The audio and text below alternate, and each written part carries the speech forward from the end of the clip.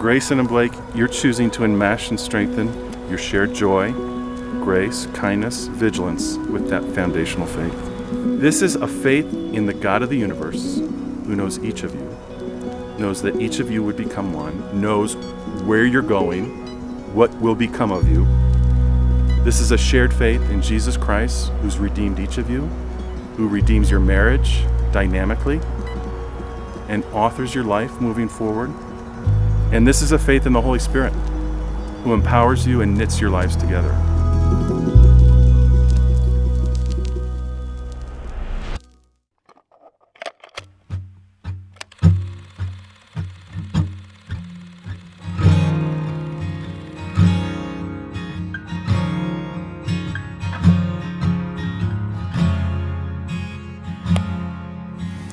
Grayson, I love you dearly, and I was so excited to marry you today.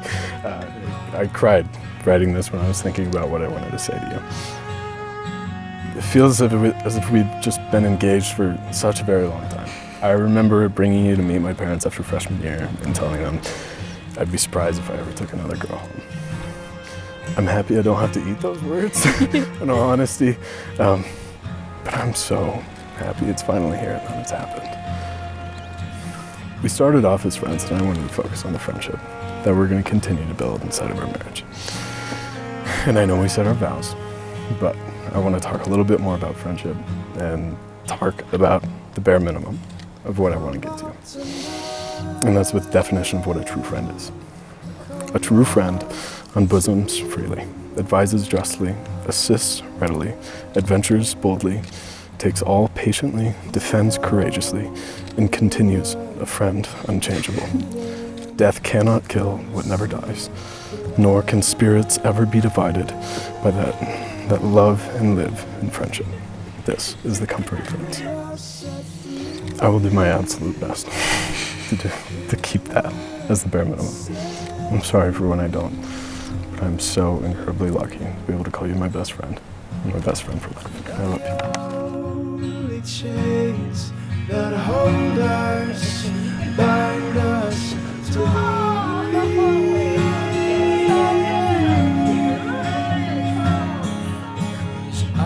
a new slave, yes, my name has been changed. Blake, writing letters has never been my forte, but I hope that this can be a sufficient expression of how grateful I am and blessed I feel to call myself your wife. There's never been a greater honor. From our first car drive to visit Pay, I knew that honor. I can pinpoint the exact moment I fell in love with you. The rush of heat in my chest, the emotions punching me in the gut, the fear not being able to tell you, the craziness of it all. And from that moment on, I had the privilege of walking alongside you, the privilege of growing up with you.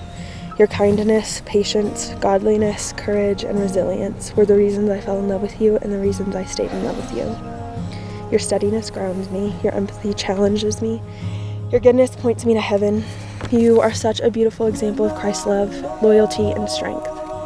I cannot wait for the rest of our lives together.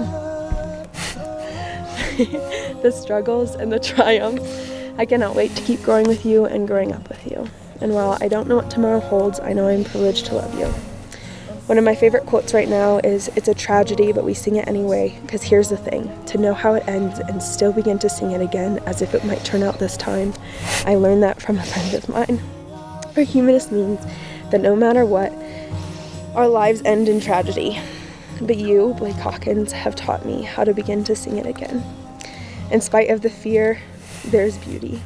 It is worth singing in spite of the ending. And the lovely part of this journey is that we will rise again, and it isn't only tragedy. I love you endlessly to the mountains and back.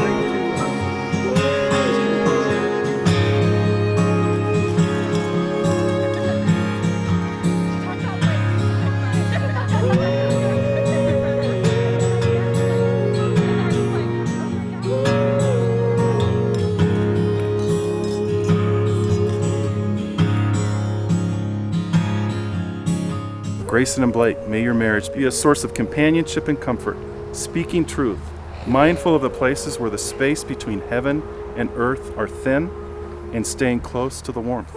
May your marriage be full of the spirit you fervently display in interactions with friends, family, and strangers.